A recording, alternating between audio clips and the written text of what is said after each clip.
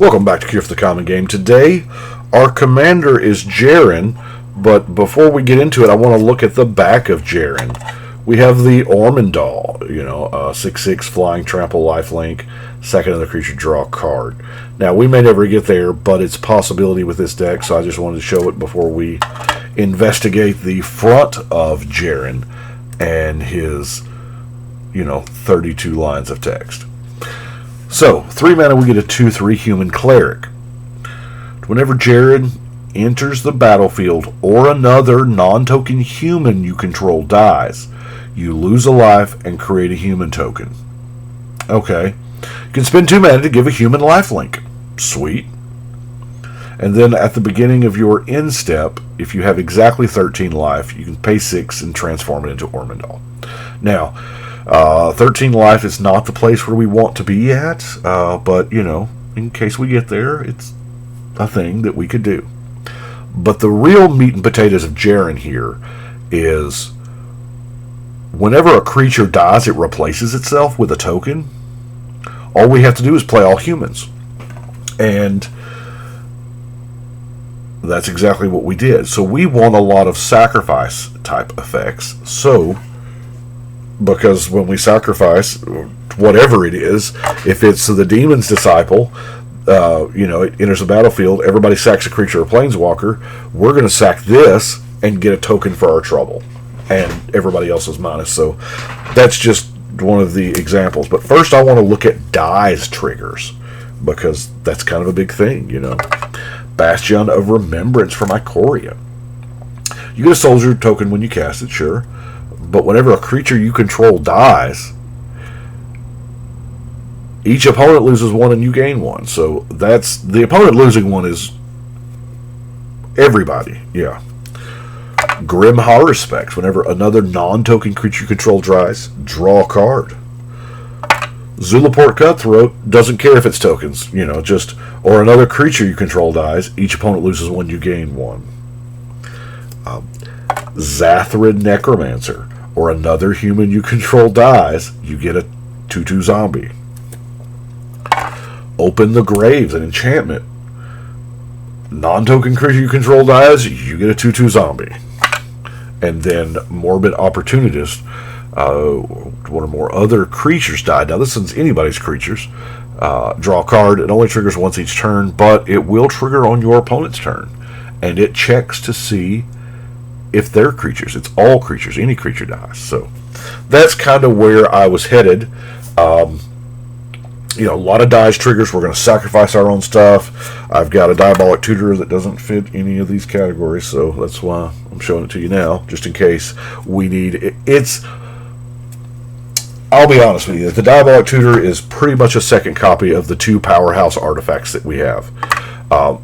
Psychosis Crawler, we do have some card draw in the deck, and more importantly, Skull Clamp, because those tokens are 1/1s. I'm told that because this deck's been played a lot. I know I've played it, Jim's played it, a lot of people have played it, and from what I'm told, that Psychosis Crawler really should be a coat of arms, but then the Skull Clamp wouldn't work, and to do the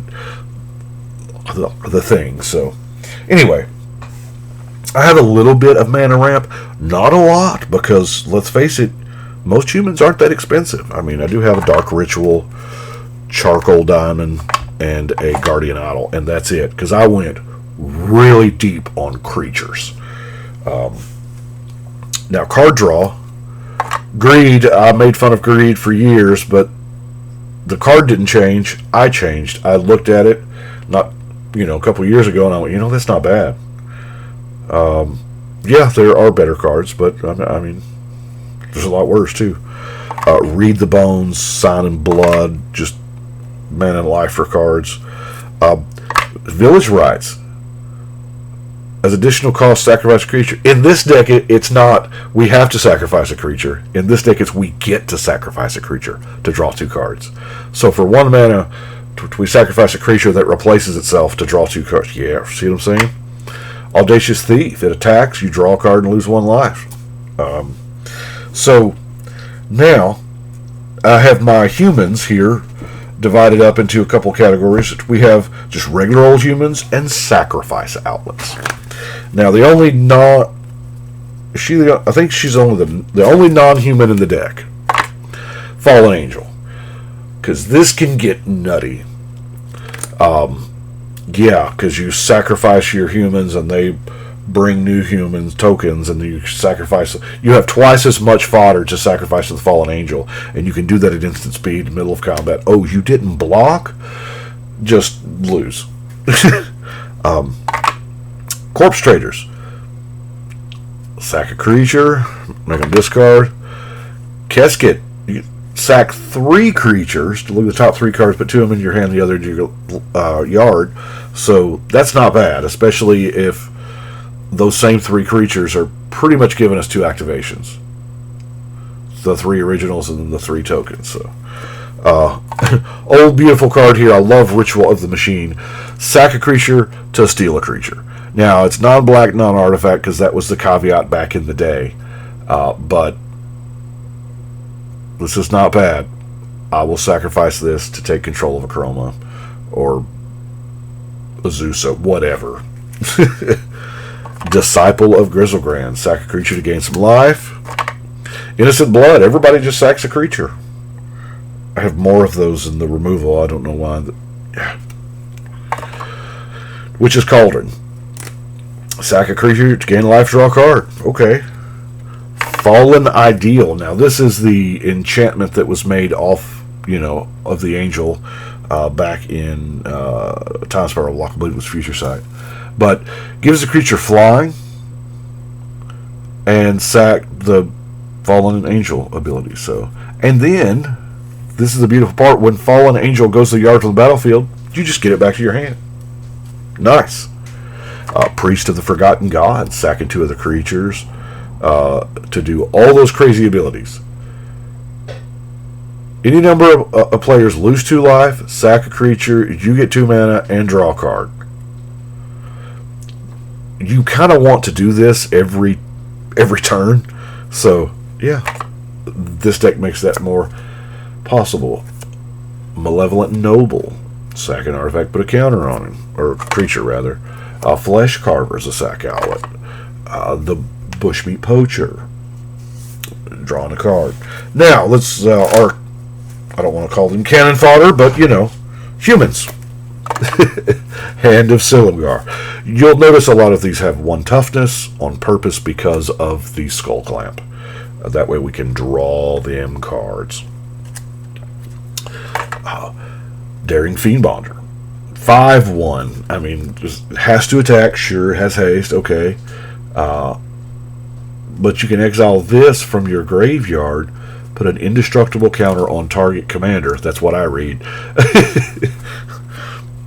Izareth the Awakener. 3/3 Death Touch. Kumbaj Witches. Trying to use cards I don't normally use. Kumbaj Witches is not bad. I got wrecked in a Pauper tournament by this thing. In the before times, I went to a Grand Prix with a Pauper deck of elves, and the Kumbaj Witches destroyed me. Oh. Jadar. To control no creatures with Decayed, you get a Decayed zombie. That way we can sack that, and this will trigger every one of our end steps. The Novice Occultist. When it dies, you draw a card and lose a life, and replace itself with a token. So, not bad. Excuse me. Sorceress Queen is a human, and it's one of my favorite cards. I love Kaja's and Phil Bofoglio's art. They're amazing. But just a throwback to a simpler time. And yes, all special characteristics are unaffected. It just makes it 0/2, so you can block it. Sedgemoor Witch. Corpse Hauler. You can sack it to get another creature back, which that's a whole other category we're about to go into. Graveblade Marauder. Knight of Infamy. I figure why not? Exalted. Pro-wide. Sure. That's it. Skyblade. Got the Hexproof. Cruel Sadist. Dutiful Attendant, Ruthless Ripper. Not a lot of people want to swing into Death Touch. Archfiend's Vessel. Urg Raiders. Urg Raiders. It's been a while. I like this art, though. I like this art a lot better than the original. I'll probably use the original someday. But Oathsworn Knight is our last knight. Our last human.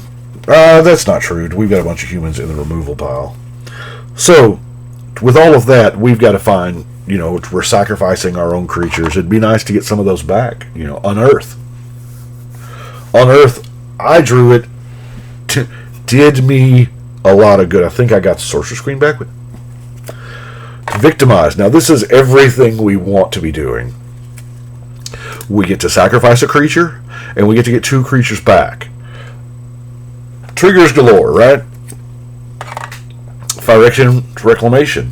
Because, hey, once they're in the yard, they've done their thing, so we get them back to our hand and start the thing over again. Just a good old-fashioned Raise Dead, why not? Undertaker. Human, and you can discard a card. Maybe it's a late game. Drawing those extra lands instead of flooding, you can turn those lands into creatures.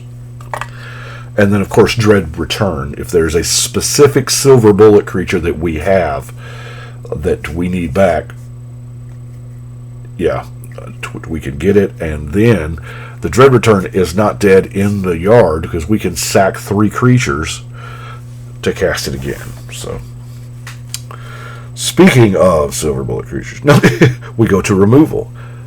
Big Game Hunter. 1/1, kills a big thing. I like it. Of course, we have our Plague Crafter, forcing the sacrifice. There again, this is a human. The Necrotal's a good human. It's a 2/1 first striker with a terror staple to it, so it's not bad. Speaking of terror, there's terror. Murder, Doomblade, Tragic Slip, Tendrils of Corruption. It's mono black. I realize this is like it feels like the 73rd mono black deck or black deck in a row, but that's the times we in right now. Bone Splinter. Sack a creature, destroy a creature for 1 mana, and we want to sack creatures, so this is beautiful for the deck. And then sometimes everything must go. That's why Mutilate's in here, because there are times when the board gets unmanageable and you just gotta start over. And if everything dies, all of our humans will die and they'll replace themselves with tokens and more than likely be unopposed on the board. So now, because we are in mono black, there's not a whole lot of need for non-basic lands. We do have some. I don't put Reliquary Towers in that many black decks, but with the card draw in this deck, it's an insurance policy. I'd rather need it or have it not need it than need it not have it, right? Rogue's Passage, some cycling lands, the Barren Moor, Polluted Mire, Desert of the Glorified, and then finally that Bajuka Bog, because sometimes you need that Bajuka Bog.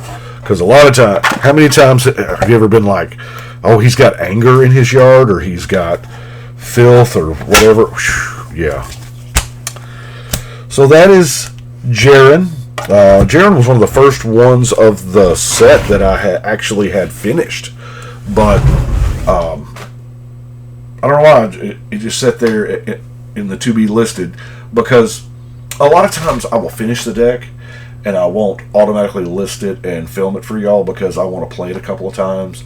Because I feel like maybe something's just not quite right and I need to make changes. And then the best way to learn the deck is, of course, to play the deck. So that's what I did. But 834 is done. We'll go ahead and put that on the wall. And that is it for today. I am still in my pajamas. But I film typically in the early morning because I'm just an early morning kind of guy. So that's why I'm in my pajamas a lot. But anyway, that is what I have got for today. I appreciate y'all watching. I'm trying to be a little more explanatory in the decks and how it was built and how it was played. I still use my benchmark at 38 lands and go up or down from there depending on the commander. But yeah, I'm rambling now, so I'm going to go ahead and go. I'll see y'all next time, but we're going to go ahead and shuffle and cut.